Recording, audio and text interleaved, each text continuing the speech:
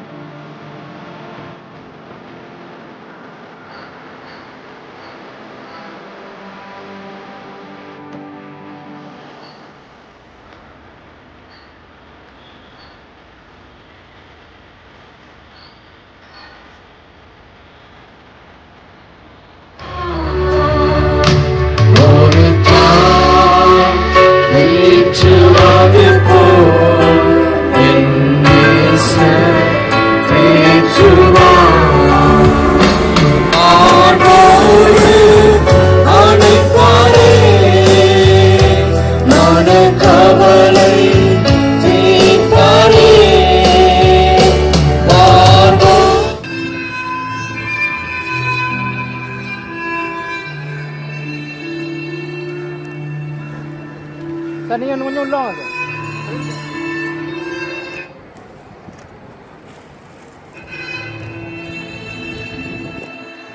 அவ்வளோதான் ஒரு நிமிஷம்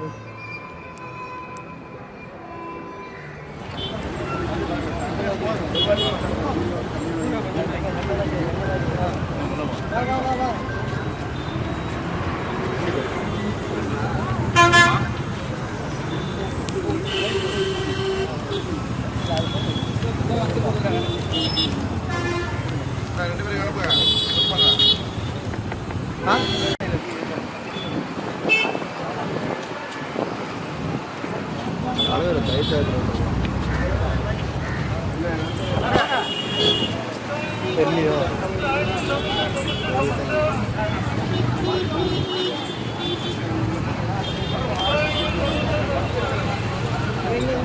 நினைவாஞ்சல் அன்றைக்கு முது பாதத்திலே நாம் நிற்கிறோம். இந்த நேரத்தில் எங்களுடைய நேசம்மாள் அவர்களை நாம் நினைவு கூறுகிறோம்.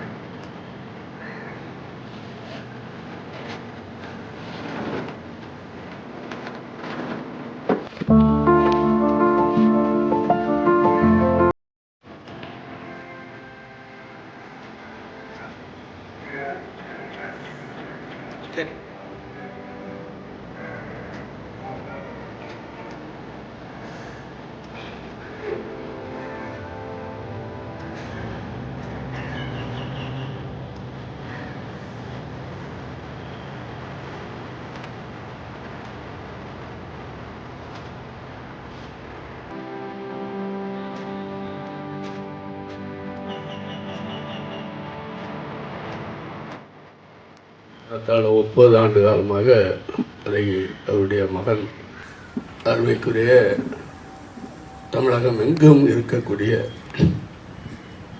ஏழை எளிய மக்களின் நாயகனாக விளங்கக்கூடிய டாக்டர் தனபாலன் அவர்கள் சிறப்பாக நடத்தி கொண்டிருக்கிறார்கள். தாயை போல் பிள்ளை நூலை போல் சேலை என்று சொல்வார்கள்.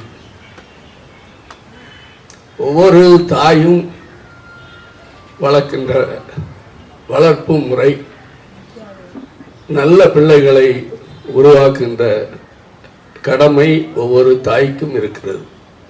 அப்படி அருமைக்குரிய தாயார் நேசம்மாள் அவர்கள் இளமையிலே வறுமையை சந்தித்தாலும் நியாய தர்மங்களுக்கு பிள்ளைகளை ஏழைகளுக்கு உதவுகின்ற குணத்தை, எத்தனை வறுமையில் தான் வாழ்ந்தாலும் பிறருக்கு கொடுத்து உதவ வேண்டுங்கிற குணத்தை வளர்த்தெடுத்திருக்கிறார்கள். அப்படித்தான் பார்க்க முடிகிறது. தாயாரோடு அவர்கள் வாழ்ந்த காலத்தில் நம்முடைய தலைவர் அவருடைய பல நிகழ்வுகளில் தாயார் அவர்கள் கலந்து கொண்டிருக்கிறார்கள். தலைவருடைய 50வது பிறந்த திருவிழா காமராஜர் அரங்கத்திலே சிறப்பாக நடந்த போது அம்மையார் மிகவும் ஒரு ஆண் சிங்கம் போல்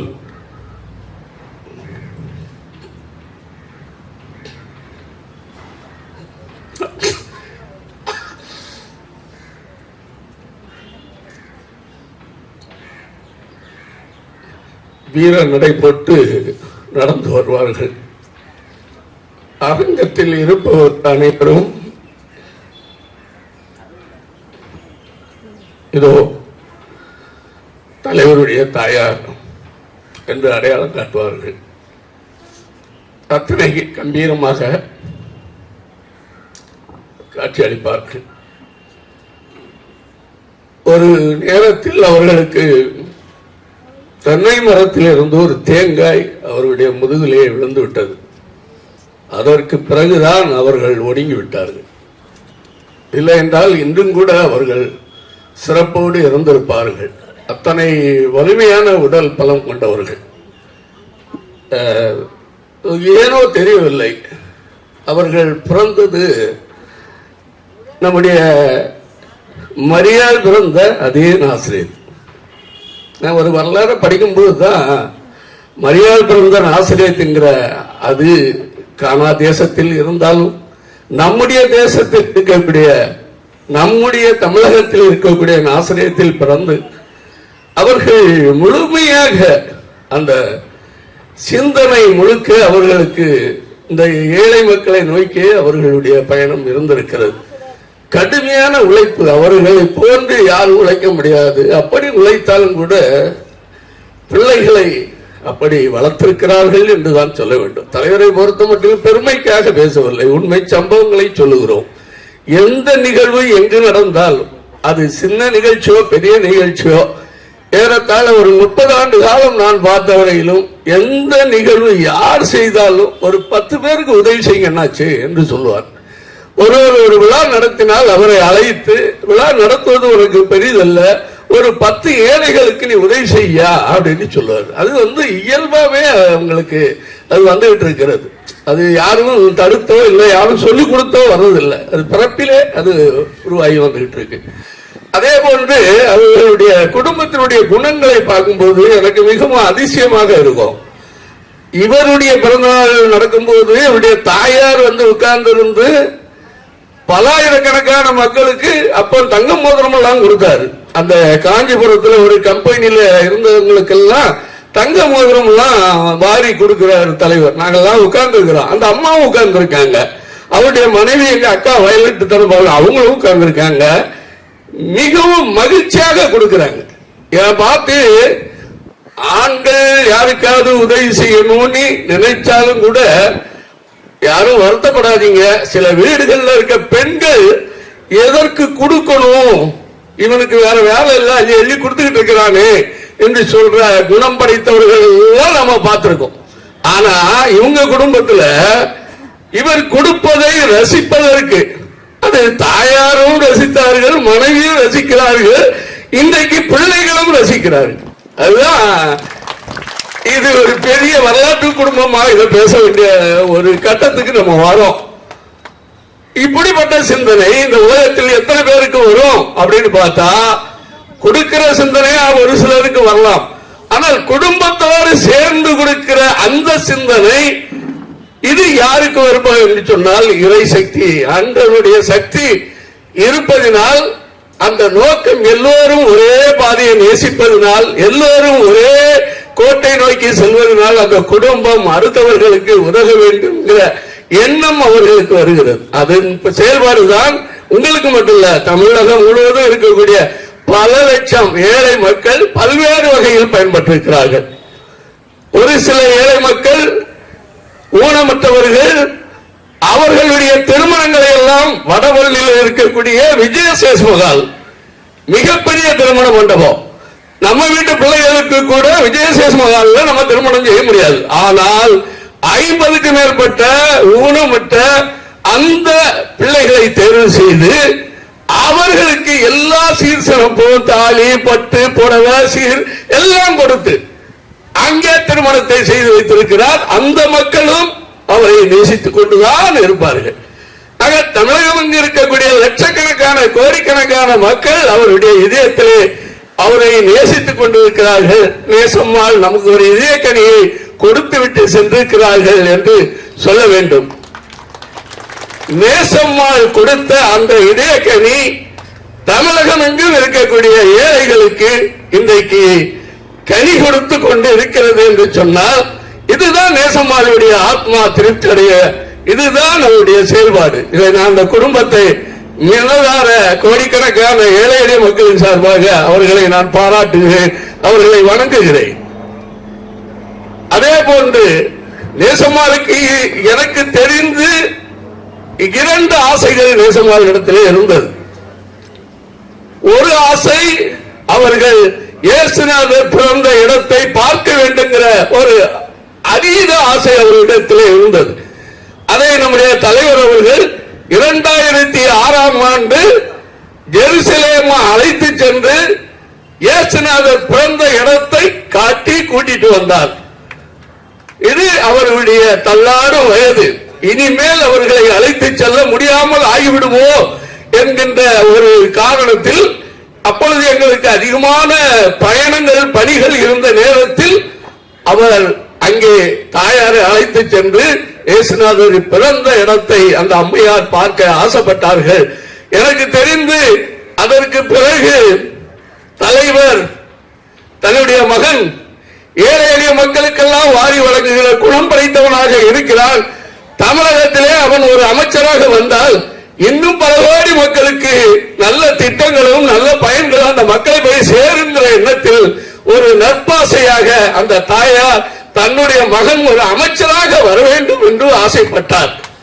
இந்த 2 ஆசைகள் தான் எனக்கு தெரிந்து நான் அறிந்து புரிந்து கொண்ட வரையிலும் கண்டது. அவருடைய ஒரு ஆசையை மகனால் செய்ய முடிந்தது, அதை அவர் நிறைவேற்றி விட்டார்.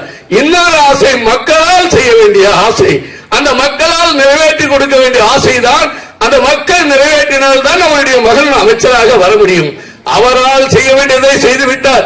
மக்களால் செய்ய வேண்டியதை செய்கின்ற காலத்தில் அவர் ஒரு அமைச்சராக வருவார். அவருடைய தாயாருடைய கனவு நிச்சயமாக பொய்த்து போகாது. அவர் நிச்சயமாக வருவார். வருகின்ற பொழுது அன்றைக்கு இந்த உலகம் திரும்பி பார்க்கின்ற வகையிலே, இந்த நாடு திரும்பி பார்க்கின்ற வகையிலே இந்த ஏழை எளிய மக்களை நோக்கி அவருடைய பயணங்கள் முழு மூச்சாக இருக்கும் என்று கூறி அமைதி காத்த உங்களுக்கு நன்றி தெரிவித்து விடைபெறுகிறேன். நன்றி.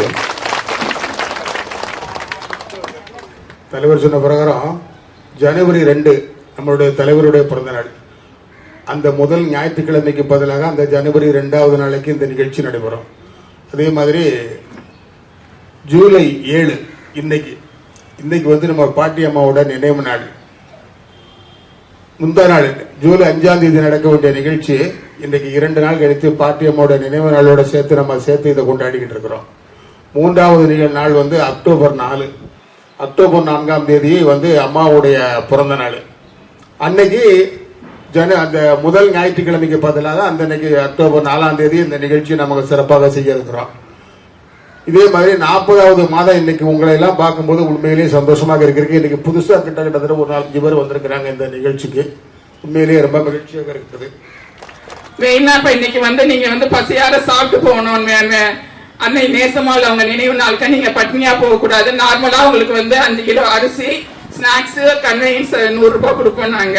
ஆனா இன்னைக்கு நீங்க மதியம் வந்திருக்கிறதுனால நீங்க பசியார உணவருந்திட்டு போகணுங்கிறதுக்காக உங்களுக்கு பார்சல்ல சாப்பாடு ஏற்பாடு பண்ணிருக்கோம். அதை நீங்க வாங்கிட்டு மனமாறே வாழ்த்தணும். இந்த இல்லம், சார், குடும்பம், மற்ற எல்லாருமே, ஸ்கூலு எல்லாமே தாய் துவங்கி நல்லபடியா இருக்கணும். அந்த ஆசீர்வாதம் தான் மெயினா வேணும் எங்களுக்கு. பெரியல ஒரு 500 பேருக்கு இன்னைக்கு அன்னதானம் கொடுத்துருக்காங்க. சார் முதல்ல வந்தோன்னா அதை துவக்கி வச்சுட்டு தான் வந்திருக்கிறாங்க. அந்த மாதிரி ஒவ்வொரு வருஷமும் ஒரு ஈடுபாட்டோட இந்த நிகழ்ச்சியை நடத்திட்டு இருக்காங்க. எல்லாருக்கும் இங்க வந்திருந்தாங்க அனைவருக்குமே மெயினா உங்களுக்கு தான், முதியோர் தான். அந்த நிகழ்ச்சியை நீங்க சிறப்பிக்கிறதே நீங்க தான். அதனால உங்க எல்லாருக்குமே எங்களுக்கு மனமார்ந்த நன்றி. இந்த நிகழ்ச்சியில கலந்து கொண்ட அனைவருக்கும் மனமார்ந்த நன்றியை தெரிவித்துக்கிறோம். நன்றி, வணக்கம்.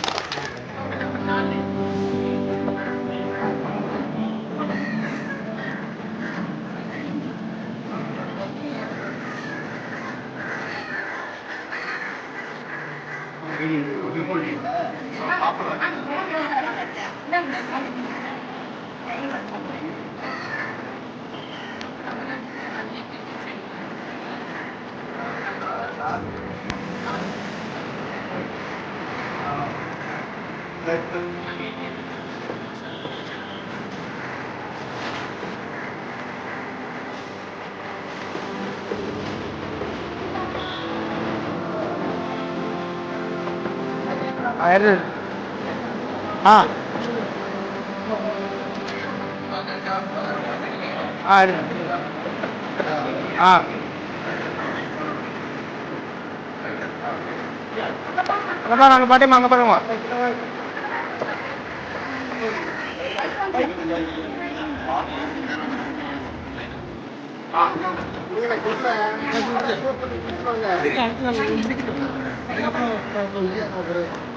அங்கே பாருங்க ரைட்